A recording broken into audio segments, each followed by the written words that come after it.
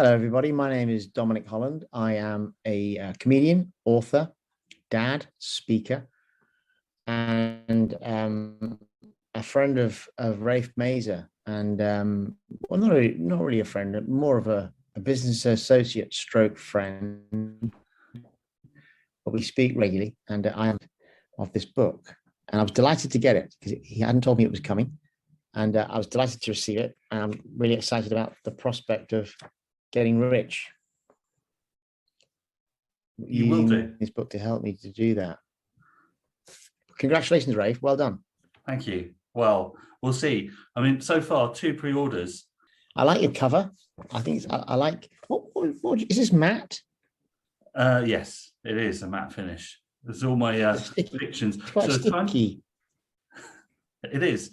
It was trying to differentiate between like my non-fictions are all gloss and written with my real name, and the fictions I was just trying to differentiate. So I thought I'd do matte covers and an easier version of my last name, since everybody struggles with my last name. Yes, I like the pseudonym and I like the finish.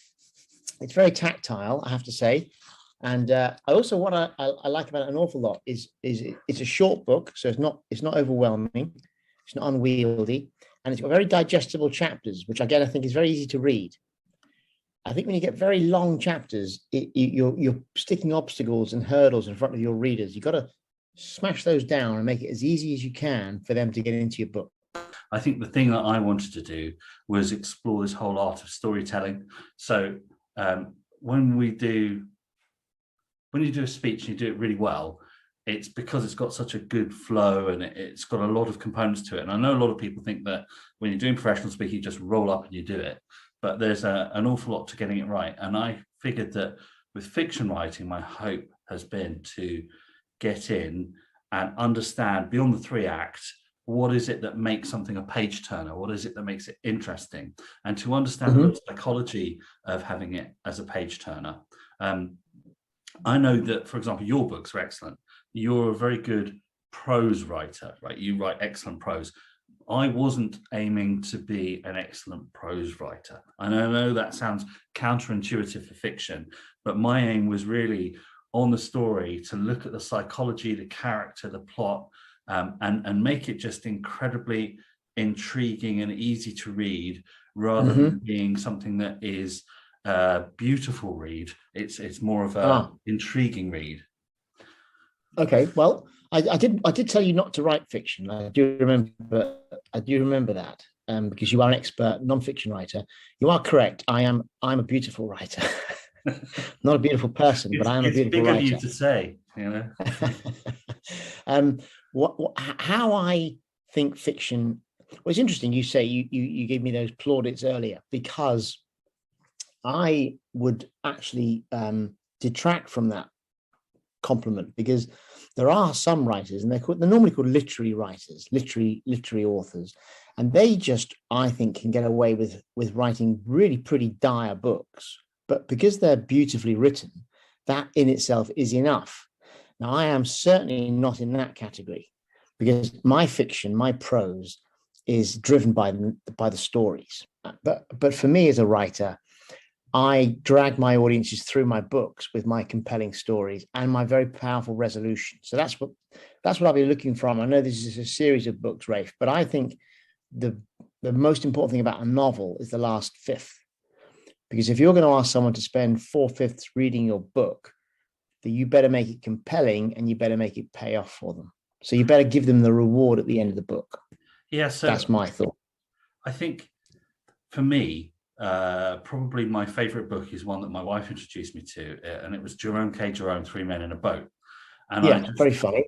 Yeah, exactly. Love the fact that there's so many incredibly well described, achingly funny moments. And so, but plot wise, I actually prefer some of the Charles Dickens, some of the classic writers. I don't like Charles Dickens' writing style, just his plots and bits and pieces.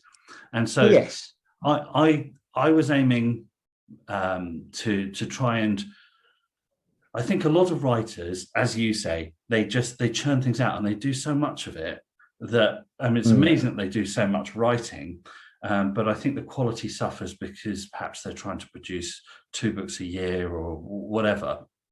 And for me, I just wanted to produce something that was really enjoyable and exciting and a good page turner. However, the challenge I had, and I remember sharing this, we were at a Starbucks near the Ritz about 2 years ago, and I'd already actually written everything pretty much that's in there, apart from removing the 400 or so grammatical and other errors.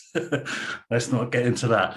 But I found that I got to the midpoint of the book and I was still writing it, and you came up with some excellent suggestions around exposition and vocabulary, some of which I took on board. But for me, it's like you say, in some ways, the last fifth of the book is coming up, because Get Rich or Try Dying Part 1 is really the book to the midpoint, and Get Rich or Try Dying Part 2 is the second part, and a lot of the denouement, it happens in Part 2.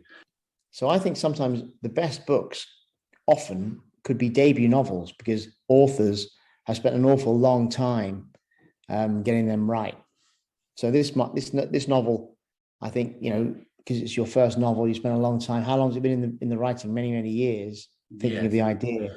Well, yeah. In fact, what happened was I was writing my first fiction, which actually is a book called Cyber with Rosie. I haven't released Cyber with Rosie. Cyber with Rosie is currently probably book 4 in the series, and the villain was way too flat and two-dimensional. I thought, I've got to create a good backstory, because so many of these villains are like the I don't know if you can say Bond villain, but the early Bond villains, I expect you to die, Mr. Bond. Yeah. Well, I thought the Bond villain in No Time to Die, the most recent Bond villain, was the most cliched from the Bond villain, stock book I've ever seen. I mean, it was just, I thought it awful Bond villain played by Rami Malek, slow delivery, looking to the distance. It's just, I thought it was just god awful. So is it too late for me to rewrite my? No. I thought it was a horrible film. Okay, but he's not getting the part then as Henry Jones. But the thing is that because it was so two-dimensional, I thought, so I wrote all this backstory, and I thought, hell's teeth, this is really good. And I think the trope, the trope of several years earlier has been done to death, and it's been done very well and also done very badly. And I thought, I want to try and avoid, inside a book anyway, sort of going back, unless it's somebody recounting, years ago, in a crumbly way.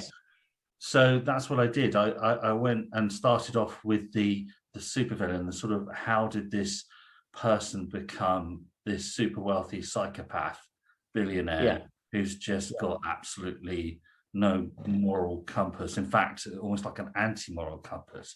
So this is his journey, and hence the part 1, as you can sort of see up there. I'll go the wrong way now. Is the childhood there? Part 2 is the other bits.